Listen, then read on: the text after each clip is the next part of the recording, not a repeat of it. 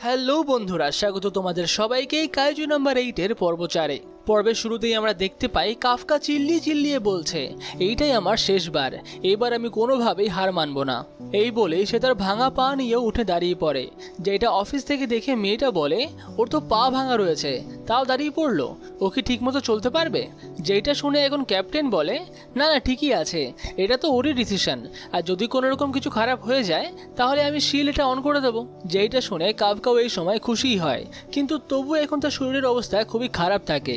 সে এখন তার সামনে ইচিকাওয়াকে বলে, তুমি আমার জন্য দাঁড়িয়ে থেকো না, আমি এখন অসুস্থ, আমি একা একা যা পারি তাই করি, তুমি এগিয়ে যাও। কিন্তু ইচিকাওয়া তার কথা শোনে না। সে বলে, না, আমি তোমাকে ছেড়ে যাব না, আমরা যা করব একসঙ্গেই করব। যেইটা শুনে কাফকাও খুশি হয়। সে বলে, ঠিক আছে, তাহলে আমরা একসঙ্গেই থাকবো। এখন অন্যদিকে আমরা দেখতে পাই যে এই এক্সামের ক্যাপ্টেন জোরে জোরে হাসছে আর বলছে, ওরা কি সত্যি এইভাবেই করবে? আমরা দেখতে পাই যে ক্যাপ্টেন এইটা দেখে হাসছে যে ইচিকাওয়া তার কাঁধে করে কাফকাকে নিয়ে চলছে, আর এই সময় কাফকা জোরে জোরে চিল্লাচ্ছে, তাই সবাই তার দিকে তাকিয়ে আছে। যেটা দেখে ইচিকাওয়া বলে, তুমি একটু চুপ করে থাকো, সবাই আমাদেরকে দেখে কি ভাবছে বলো তো। এদিকে কাফকা এখন তাকে বলে, তুমি এখন আমাদের দুজনের পা, আমার পা ভেঙে যাওয়াতে একটু সমস্যা হচ্ছে ঠিকই, কিন্তু তবুও আমরা লড়াই করব। এই সময় ইচিকাওয়া কাফকাকে একটু কনফিডেন্স দেয় আর তাকে বলে যে তোমার সমস্ত নলেজের সঙ্গে তুমি অ্যাটাক করো। কিন্তু অন্যদিকে এক্সামের ক্যাপ্টেন এখনো হাসতে থাকে। এদিকে কাফকা এখন ইচিকাওয়াকে বলে, তুমি একটা কাজ করো, আমার চিন্তা করতে হবে না, তুমি কিকুরুকে ফলো করো, ওই এখানকার মেন, ওকে ধরতে পারলেই হবে।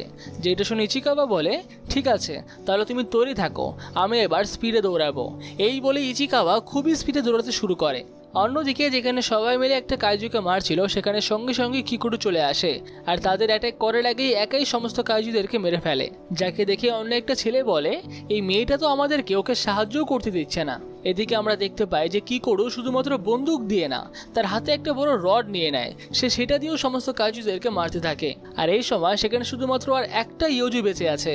কিকুরু সেইটাকে আর মারতে যায় না, সে সোজা এগিয়ে যায় হঞ্জুটার দিকে, আর সেখানে গিয়ে সে প্রথমে একটা বোম মারে আর তারপরে লাফিয়ে গিয়ে দাঁড়িয়ে পড়ে হঞ্জুটার মুখের ওপরে আর তার মুখের ভেতর দিয়ে গুলি চালায়।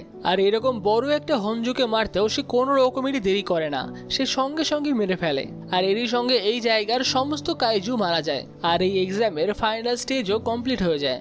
যেটা শুনে কাফকা এখন বলে, এই মেয়েটা তো খুবই ফাস্ট, ওকে তো ধরাই যায় না দেখি।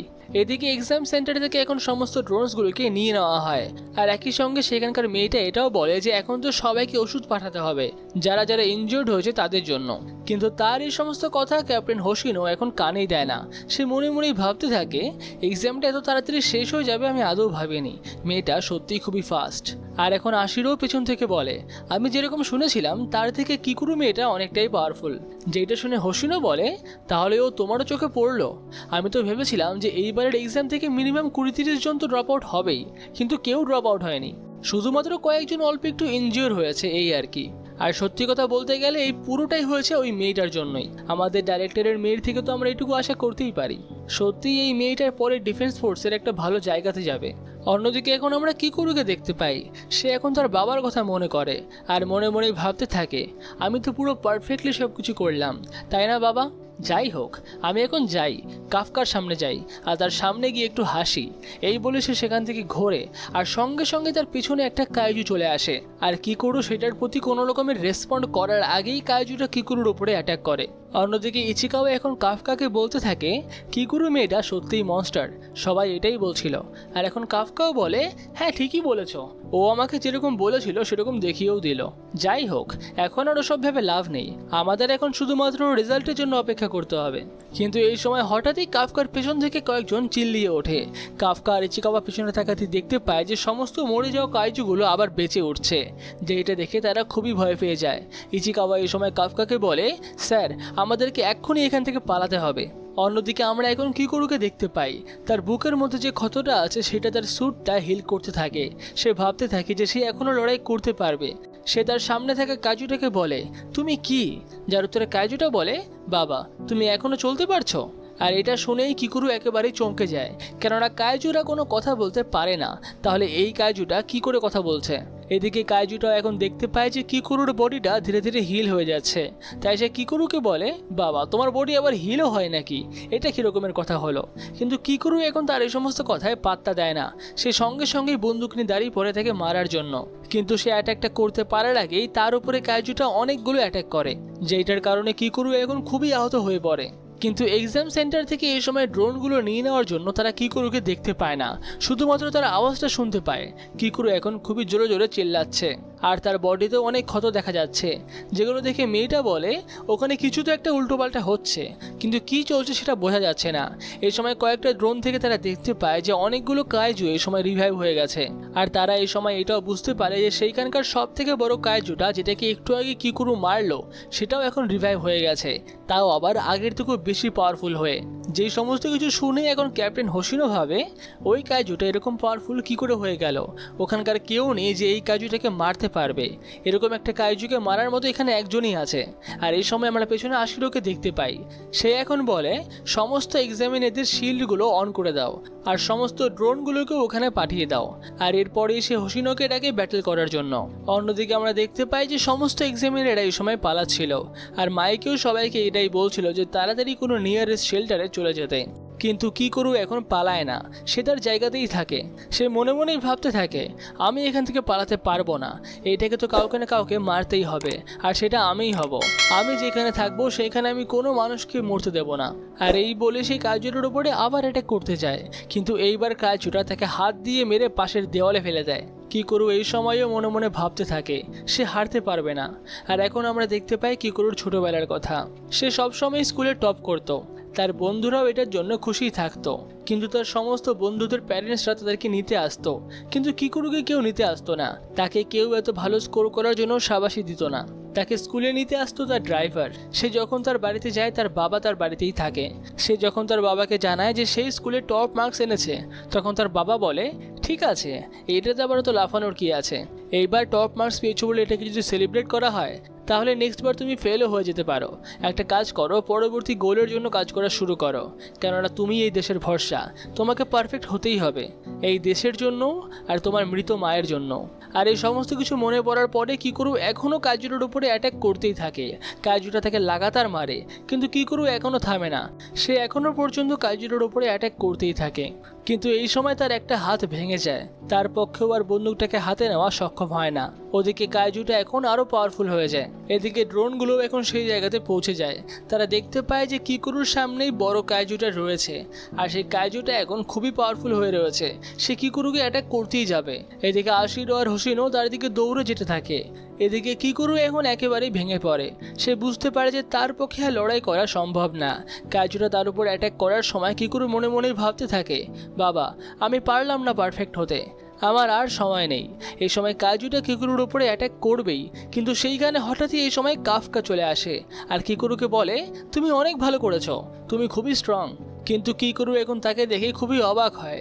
সে জিজ্ঞাসা করে, তুমি এখানে কি করছো? আর এরই মধ্যে বড় কাইজুটা তাদের উপরে অ্যাটাক করে দেয়। যেই অ্যাটাকটা থেকে এই সময় কাফকা কিকুরুকে বাঁচিয়ে নেয়, আর সে এখন তার কাইজু ফর্মেও চলে আসে। আর সে কিকুরুকে বলে, তোমার জন্য আজকে এখানকার সবাই এখনো পর্যন্ত ভালো রয়েছে, আর এখন এই বাকিটুকু তুমি আমার হাতে ছেড়ে দাও।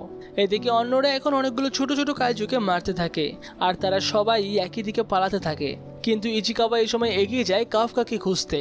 আর এখন আমরা জানতে পারি কিছুক্ষণ আগের ঘটনা, যে সময় কাফকা আর ইচিকাওয়া এক জায়গাতে পড়েছিল। সেই সময় সেখানে একজন আসে আর তাদেরকে বলে যে কিকুরুর উপরে বড় কাইজুটা অ্যাটাক করে দিয়েছে। কিকুরুর অবস্থা এখন খুবই খারাপ, যার পরে ইচিকাওয়া কাফকাকে বলে সেখান থেকে পালিয়ে যেতে। কিন্তু সে তাকিয়ে দেখতে পায় যে কাফকা সেখানে নেই। তার মানে হয়তো কাফকা ট্রান্সফর্ম হয়ে চলে গেছে কিকুরুকে বাঁচাতে। তাই এখন ইচিকাওয়াও সেই দিকে যেতে থাকে। সে মনে মনে ভাবতে থাকে, কাফকা কাইজুতে পরিণত হয়নি তো? যদি সে এই সময় কাইজু ফর্মে ট্রান্সফর্ম হয় তাহলে সে নিঘাত মারা যাবে। অন্যদিকে কিকুরু এখন কাফকার এই কাইজু ফর্ম দেখে খুবই অবাক হয়ে যায়। সে বলে, তার মানে তুমি কি সত্যি একটা কাইজু? এদিকে কাফকা এখন কিকুরুর সামনে হাত জোড়ো করে বলে, তুমি কিন্তু এই কথাটা কাউকে বলবে না। আর এই সমস্ত করতে করতেই পেছন থেকে বড় কাইজুটা তাদের উপরে আবার অ্যাটাক করে, কিন্তু কাফকা সেই অ্যাটাকটাকে দূরে ফেলে দেয়। আর তারপরে সে কিকুরুকে বলতে থাকে, আমি আগে এই কাইজুটাকে মেরে নিই, তারপরে আমি তোমাকে সবকিছু বলছি। আর অন্যদিকে এক্সাম সেন্টার থেকেও এখন বুঝতে পারে যে সেইখানে আরও একটা বড় কাইজু চলে এসেছে, কিন্তু ড্রোনগুলো খারাপ হয়ে যাওয়ার কারণে তারা সেটা দেখতে পায় না। যেটা শুনে এই সময় আশিরো আর হোসিনো আরও দ্রুত এগিয়ে যায় সেই দিকে। আর এই সময় এক্সাম সেন্টার থেকে মেয়েটা দেখতে পারে যে এই নতুন কাইজুটার পাওয়ার হলো 9.8, যে পাওয়ারটা সত্যি খুবই বেশি। যেটা শুনে এই সময় হোসিনো বলে, না না, এরকম হতেই পারে না, হয়তো যন্ত্রগুলো খারাপ হয়ে গেছে, আর যদি না হয়ে থাকে তাহলে এই কাইজুটাই হবে ইতিহাসের সব থেকে পাওয়ারফুল কাইজু। এখন অন্যদিকে আমরা দেখতে পাই যে কাফকা বলতে থাকে, আমার কাছে খুব বেশি সময় নেই, তাই আমাকে এটা শেষ করতে হবে শুধুমাত্র একটা পাঞ্চেই। আর এই বলেই সে বড় কাইজুটাকে একটা বিশাল পাওয়ারফুল পাঞ্চ মারে, যেই একটা পাঞ্চেই ওই অত বড় কাইজুটা একেবারেই মরে যায়। আর এই ঘটনা দেখে কিকুরু তো একেবারেই চমকে যায়। এদিকে কাফকাও এখন একটু ভাব নিয়ে বলে, দেখি তুমি আবার বেঁচে ফিরতে পারো কিনা। আর সঙ্গে সঙ্গেই কাইজুর বডিটা আবার উঠে দাঁড়াতে শুরু করে। যেটা দেখে কাফকা এখন আবার বলে, না না না না, আমি তো ইয়ার্কি মারছিলাম, তুমি আবার বেঁচে যেও না। কিন্তু আসলে কাইজুটা এই সময় আর বাঁচে না, ওটা একেবারেই মরে যায়। যেইটা দেখে এখন কাফকা একটু শান্ত হয়। আর তারপরে সে কিকুরুর সামনে চলে আসে আর তাকে বলে, যাক তুমি সেফ আছো, এটাই অনেক, কিন্তু তুমি এইভাবে আর নিজেকে বিপদের মুখে ফেলবে না। এই বলতে বলতে সেখানে ইচিকাওয়া চলে আসে আর কাফকাকে বলে, তুমিও না, তুমিও আর এরকম করবে না। আর এই সময় ইচিকাওয়াকে দেখে কাফকা বলে, আরে তুমি এখানে কখন আসলে, তুমি এখানে কি করছো? যার উত্তর ইচিকাওয়া বলে, হ্যাঁ এখন আমাকে প্রশ্ন করো আমি এখানে কি করছি, তুমি পালিয়ে আসলে ওখান থেকে। যার উত্তরে কাফকা বলে, আমি ভাবলাম আমার বডিকে অর্ধেক ট্রান্সফর্ম করে আমার ইচিকাওয়াকে বাঁচানোর দরকার, কিন্তু যখন আমি এখানে আসলাম আমি বড় কাজুটাকে দেখে বুঝতে পারলাম যে অর্ধেক বডি ট্রান্সফর্ম করলে হবে না। তাদের এই সমস্ত কথা বলতে বলতে কিকুরু এই সময় অজ্ঞান হয়ে যায়। আর এরপরে আমরা দেখতে পারি কিছুক্ষণ পরের ঘটনা, যেই সময় ক্যাপ্টেন আশিরো আর হোসিনা সেখানে পৌঁছায়। তারা গিয়ে দেখতে পায় যে বড় কাইজুটা একবারে ছিন্ন বিচ্ছিন্ন হয়ে পড়ে রয়েছে। তারা বুঝতে পারে যে কোনো মানুষের পক্ষে একটা কাইজুকে এইভাবে মারা সম্ভব না। হোসিনো ভাবতে থাকে সে এইভাবে মরে পড়ে থাকা কাইজু এর আগেও কোথাও দেখেছে। আর এখন এক্সাম সেন্টার থেকেও খবর আসে যে এই এরিয়াতে আর কোনো এক্সামিনে নেই, সবাই এখান থেকে চলে গেছে। আর সবার শেষে এখান থেকে বেরিয়েছে 3 জন এক্সামিনে, কাফকা, কিকুরু আর ইচিকাওয়া। তারা সবাই এই সময় সুস্থই আছে। যেটা শুনে হোসিনো এই সময় বলে, সত্যি কিকুরু খুবই স্ট্রং, কিন্তু তাও আমার মনে হয় না যে কিকুরু এরকম করতে পারবে। আর এখন আশিরও বলে, হ্যাঁ ঠিকই বলেছ, আমারও এরকম মনে হয় না। আর একটা কাইজু মরে যাওয়ার পরে আবার কি করে বাঁচতে পারে এটাও আমরা বুঝতে পারছি না। আর এরপরে আশিরও অর্ডার দেয় এখানে একটা ইনভেস্টিগেশন ইউনিট আনতে, আর বাকি যদি কিছু কাইজু বেঁচে থাকে তাহলে সেই আর হোসিনো সেগুলোকে মেরে ফেলবে। আর এখন হোসিনো মনে মনে ভাবতে থাকে, এরকম একটা ঘটনা আমরা 3 মাস আগেও দেখেছিলাম, তাহলে কি ওইটার সঙ্গে এটার কোনো কানেকশন আছে? যাই হোক, এরপরেই আমরা দেখতে পারি কাফকাকে হসপিটালে, যেখানে ইচিকাওয়া তাকে বলছে, এখন তো তুমি অনেকটা ঠিকই আছো তাই না? কিকুরু এখন ভালোই আছে, ওকে তো ডিফেন্স ফোর্সের থেকে স্পেশাল ট্রিটমেন্ট দেওয়া হচ্ছে। যেইটা শুনে কাফকা একটু রেগে যায়, সে বলে, কেন ওকেই কেন স্পেশাল ট্রিটমেন্ট দিচ্ছে, আমারও তো হওয়ার কথা ওরকম। যার উত্তরে ইচিকাওয়া বলে, তোমার তো অল্প কিছু জায়গায় লেগেছে, কিন্তু কিকুরুর অনেক জায়গাতে ফ্র্যাকচার হয়ে গেছে। আর এরপরে কাফকা বলে, সবকিছুই কোনো তাড়াতাড়ি শেষ হয়ে গেল তাই না? আমি অনেকদিন পরে এরকম কিছু করলাম, আমার স্বপ্নের পেছনে দৌড়ালাম। আর এইবারও আমি একই বুঝলাম, যখনই তুমি তোমার স্বপ্নের খুব কাছে থাকবে সেইখানে কেউ না কেউ থাকবে যে তোমার থেকে সেই কাজে অনেক ভালো, সে তোমাকে হারিয়ে দেবে। কিন্তু যাই হোক, তোমার দিক থেকে ভালো যে তুমি এই সমস্ত ব্যাপারগুলোতে কেয়ারই করো না। তোমাকে দেখে আমিও অনেক কনফিডেন্স পাই। আর এই সময় আমরা দেখতে পাই যে আশিরও রুমের বাইরে থেকে এই সমস্ত কথাগুলোই শোনে। আর এখন আশিরও হঠাৎই ঘরে চলে আসে, যাকে দেখে ইচিকাওয়া আর কাফকা দুজনেই চমকে যায়। আর আশিরও এখন কাফকাকে বলে, আমি শুনলাম যে তুমি নাকি কিকুরুকে ঘরে নিয়ে এসছো, এর জন্য ধন্যবাদ, গুড বাই। আর শুধুমাত্র এইটুকু বলে সে ওখান থেকে চলে যায়। কিন্তু এই সময় কাফকা একবার আশিরোকে ডাকতে যায়, কিন্তু সে ডাকে না। সে মনে মনে ভাবে, আমি আগে অফিসার হয়ে নিই, তারপরে আমি ওর সঙ্গে কথা বলবো।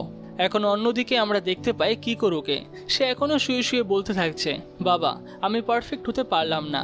সেই সময় ক্যাপ্টেন হোসিনা তার সামনে আসে আর তাকে বলে, বেঁচে থাকা সমস্ত কাজগুলোকে তারাই মেরে ফেলেছে, সেইখানে কেউ মরেনি। আর তোমাকে খুবই ধন্যবাদ হঞ্জুটাকে মারার জন্য। কিন্তু কিকুরু এই সময় তার কথাটা শুনে খুব একটা খুশি হয় না। যেটা দেখে ক্যাপ্টেন হোসিনো বলে, কি হলো, তুমি কি হঞ্জুটাকে মারোনি? এখন কিকুরুর মনে পড়ে কাফকার কথা। আসলে তো কাফকা মেরেছে হঞ্জুটাকে, কিন্তু কাফকা থেকে বলেছে যে তার এই কথাটা কাউকে বলতে না। তাই কিকুরু এই সময় বলে, হ্যাঁ আমি মেরেছি কাজুটাকে। আর এরপরে আমরা দেখতে পাই যে রাতে নিউজ চ্যানেলে এই নিউজটাই চলছিল যে কাইজু সিলেকশন করার সময় তাই কিছু কাইজু মরার পরও আবার বেঁচে ফেরে, আর সেই কারণে সিলেকশনে খুবই ঝামেলা হয়, কিন্তু সৌভাগ্যবশত কেউ সেখানে মরেনি। এই নিউজগুলো এখন সেই কাইজুটাই দেখছিল যেই কাইজুটা সব কাইজুগুলোকে রিভাইভ করেছিল। সে এখন ভাবতে থাকে, যা কেউ মরলো না, সব কাইজুগুলোকেই মেরে ফেললো। আর এই সময় নিউজে কাইজু নাম্বার 8-এর কথাও বলে যে সেইটাকে এখনো পর্যন্ত খুঁজে পাওয়া যাচ্ছে না। এই সময় তারও মাথায় আসে কাইজু নাম্বার 8 সেটাই বা আবার কে। আর এখন হঠাৎই তার ফোনে একটা কল আসে, যেই সময় কলটা পিক আপ করতে তার খুবই সমস্যা হয়। আমরা বুঝতে পারি যে সে ফোনের ব্যবহার করা খুব একটা জানে না, কিন্তু তবুও সে কলটাকে ওঠায়। আর তখনই কল থেকে আওয়াজ আসে, আরে তুমি কোথায় গেলে, টাইম তো হয়ে গেল। যার পরে সে কাইজু থেকে মানুষে ট্রান্সফর্ম হতে শুরু করে আর বলে, হ্যাঁ হ্যাঁ আমি এক্ষুনি আসছি। আর এই সময় আমরা দেখতে পাই যে বাইরে সব লোকেরা দাঁড়িয়ে থাকে যারা কাইজুর বডিগুলোকে পরিষ্কার করত, তারাই এই সময় তার জন্য অপেক্ষা করছিল। আর এখন সেই কাইজুটাও, মানে যে এখন একটা মানুষ হয়ে রয়েছে, সে বেরিয়ে আসে। তাকে দেখে সবাই বলে, তুমি কোথায় চলে যাও বলো তো মাঝে মধ্যেই, একটু আমাদেরকে জানিয়ে যেও। আর এরই সঙ্গে কাইজু নাম্বার 8-এর পর্ব 4 এখানেই শেষ হয়। পুরো ভিডিওটি ভালো লাগলে ভিডিওটিকে অবশ্যই লাইক করবে, আর পরের সপ্তাহে পরের পর্বটি দেখার জন্য চ্যানেলটিকে অবশ্যই সাবস্ক্রাইব করে রাখবে।